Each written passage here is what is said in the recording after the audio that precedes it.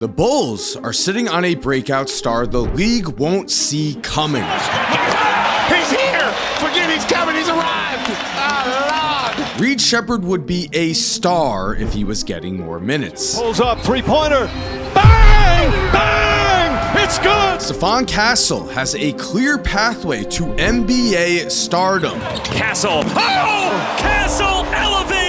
As one of the best young defensive guards, Daniels looks like a future star. Fox trying to win it. Daniels got the steal, and the Hawks have won the game. 4 young players, 4 future star predictions, but they can't all be right. So who is really up next? We have seen this exact situation play out before in NBA history. A chubby second rounder named Jokic became an unstoppable monster. A rookie Shai Gilgeous-Alexander was traded away and made the Clippers pay with a championship. A raw project nicknamed the Greek Freak put it all together to win the MVP and Defensive Player of the Year in the same season. We know that in the NBA, things change fast. Promising young players can quickly take the leap and reach heights we never thought possible. So today, we're going to figure this out together. Who is the NBA's next star in hiding, and how soon will it be until he breaks out?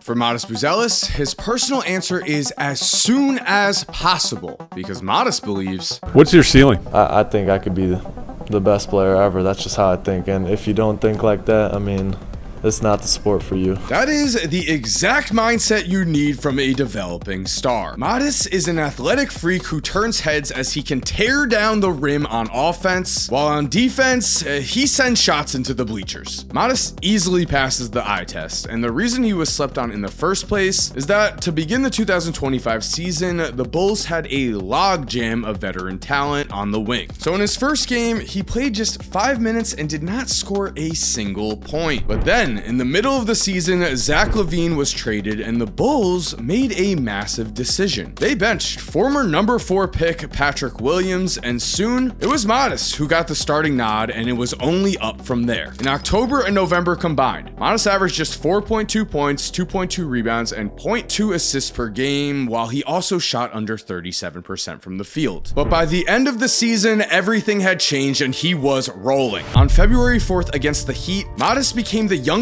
player in NBA history to shoot a perfect 10 for 10 from the field. Then against a healthy Lakers team in March, he was dominant, putting up a career high 31 points on 12 of 18 shooting. With more reps and more game experience, Modest only kept getting better and better, and the Chicago Bulls, they started to win. But before we continue, I want to thank DraftKings for sponsoring today's video. Football fans, the season is in full swing, and I know New York just had a big win. And with this much excitement brewing, there has never been a better time to get in on the action. Right now, you can play along with DraftKings Pick 6, a fresh and new way to experience daily fantasy sports. All new customers who play $5 on their first pick set will get $50 in bonus picks to keep you locked in all season long. All you have to do is download the DraftKings Pick 6 app now and sign up using code Korzemba. It's really that simple to get started. All you have to do is download the DraftKings Pick 6 app and use promo code Korzemba when signing up. Then pick at least 2 players and choose if they will have more or less of a stat. For instance, if a player will have more or less than 250 passing yards, or you could get fun with it and go more or less than 1 interception. So download the DraftKings Pick 6 app now, sign up using code Korzemba only at DraftKings Pick 6. The crown is yours. Thank you to DraftKings Pick 6 for sponsoring today's video, and now back to that video.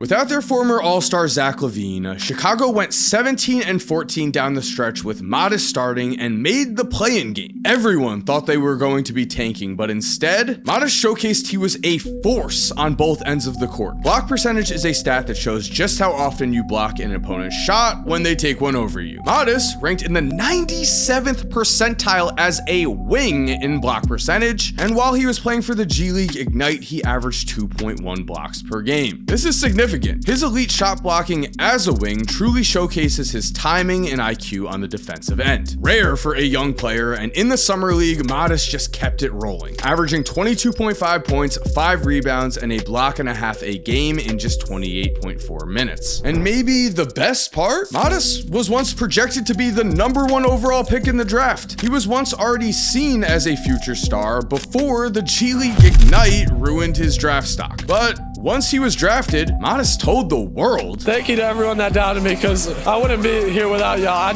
I use it as fuel. I was born for this. big words that you will not currently hear from the more quiet Reed Sheppard. What we do find is that Reed is potentially the biggest boom or bust prospect on this list. Just like Modest, Reed Sheppard is a victim of circumstance. ESPN writer Tim Bontemps said that if Reed was playing 25 to 30 minutes per game, he'd have run away with the Rookie of the Year award. But with former All-Star Fred VanVleet taking the majority of the point guard minutes on the second-seeded team in the West, minutes were not there for even the #3 pick. However, we've seen this situation play out before. Steve Nash, most notably, was stuck behind two better veterans in a former 5-time All-NBA selection Kevin Johnson, as well as a Hall of Famer in Jason Kidd. Nash and Reed's stats in their rookie seasons are very comparable, and Reed was actually 2 years younger in his first season. So now with Fred VanVleet out with an injury, Reed has every opportunity to shine. But so why do some think Reed is a star in the making? Reed Sheppard checks all of the boxes for a modern day point guard. In college in Kentucky, Reed was also behind veteran guards, but made the most of his time, shooting a ridiculous 52.1% from 3 on 4.4 attempts a night. He also averaged 2.5 steals a game, showing us he can be a defensive menace. And then at the draft combine, Reed shocked everyone and recorded a 42-inch vertical leap. The shooting is there, the playmaking is there, the athleticism is certainly there. So yes, while his first season was forgettable, in the G League, Reed showed us what he's capable of. On January 7th, Reed suited up for the Rio Grande Valley Vipers and dropped a cold 49 points. He connected on 8 3-pointers, had 3 steals, and even topped the game off with 5 rebounds and 6 assists. The G League was clearly beneath him, and Reed's potential stardom showed itself again in the Summer League. This is where the bust part, though, of boomer bust comes into play, as in the Summer League, Reed did shoot 36.4% from the field and only averaged 2 assists per game. But overall, Reed also put up 23 points, 5.5 rebounds, 4 steals, and 1.5 blocks a game in the 2 Summer League games he participated in before he was shut down. Rockets coach Ime Udoka recently said of Reed, "The talent is there.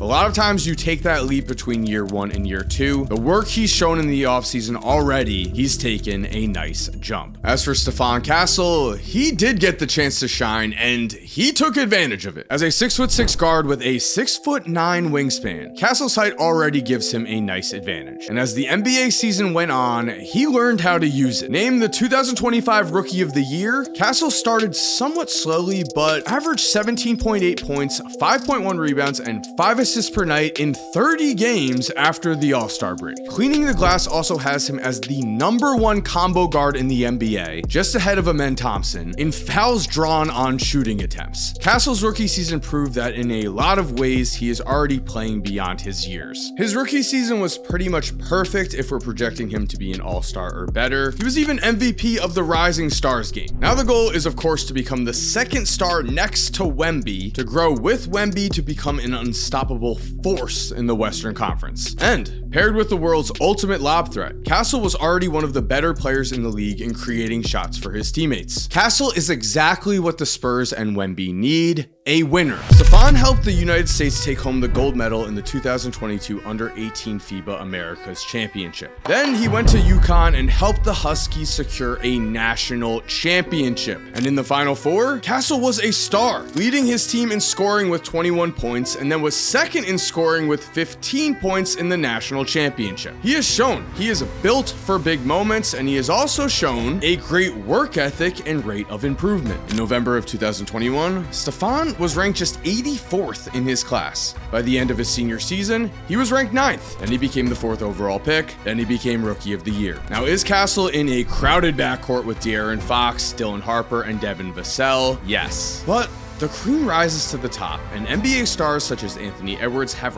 raved about Castle's future. Ant said, "His potential is scary. If his work ethic, how I think it is, his potential is unlimited." Amazing words to hear from one of the best players in the NBA, but there's even better news. Because when he has worked with one of, if not the best NBA coaches of all time, Greg Popovich, Stephon Castle has impressed Pop with his work ethic. Finishing with Dyson Daniels, we have a different kind of question. We've already seen him take the leap from role player to most improved player in the NBA. So can he take another step up to a different level? Kawhi Leonard, Jimmy Butler, Paul George, Scottie Pippen. For these 4 Hall of Famers, or Hall of Famers to be, defensive stardom came first and then their offensive game caught up. That is the path Dyson Daniels is on. Dyson Daniels was the 8th pick of the 2022 draft and is still 22 years old. Last year he averaged an absurd 3 steals per game and finished 2nd in the Defensive Player of the Year race. He also, according to Crafted NBA, led the NBA in deflections to show how much of a defensive pest he really is. Daniels has said he puts in the work that others do not on defense and really studies the game, and that has shown. The offense is improving, and Daniels not only showed he's one of the premier defensive players in the league, he showed he was truly historic at a very young age. The last player to average over 3 steals per game was Alvin Robertson in 1991. And even better, Dyson had 98 more steals than Shea, who finished 2nd in the league in total steals. That is the largest gap between number 1 and number 2 in steals in NBA history. In terms of defensive stardom, Dyson Daniels is already there. To become a superstar though, what we need to see is a rise on offense. It took Kawhi Leonard 5 seasons in the league to average over 20 points per game. Comparing Dyson's year 3 stats to Kawhi's, it is close, but I would take Dyson as the winner. And of course, the most important thing is progress. Post All-Star break, Dyson's points per game, rebounds per game, and assists per game all were up. And as a secondary or third playmaker, his 4.4 assists per game were more than respectable, as were his 5.9 rebounds per game as a wing. If you were wondering how this breakout happened, Dyson has said both that he took a lesser role behind the New Orleans Pelicans superstars, and that also he believes that New Orleans is cursed. You might not believe in curses, but we can believe in stats. And Dyson shot 67.3% at the rim this season on 266 attempts. And in comparison, Anthony Edwards took 351 shots at the rim and shot 66.7%. So Dyson is scoring at the same level as Ant at the rim, just on a lower usage percentage. Several superstars in this league entered as defensive stoppers, and then their offense caught up and they became overall superstars. So really the question is, why would we not believe Dyson Daniels is up next? And so there we have it. Thank you for watching. I hope you enjoyed today's video. If you did, I think you'll enjoy this video on why Ben Simmons has essentially ruined his life and is still out of the NBA, or this video that YouTube has specifically suggested for you. If you're already subscribed, thank you so much for supporting. You are awesome. We all know it. And as always, have an awesome day and cue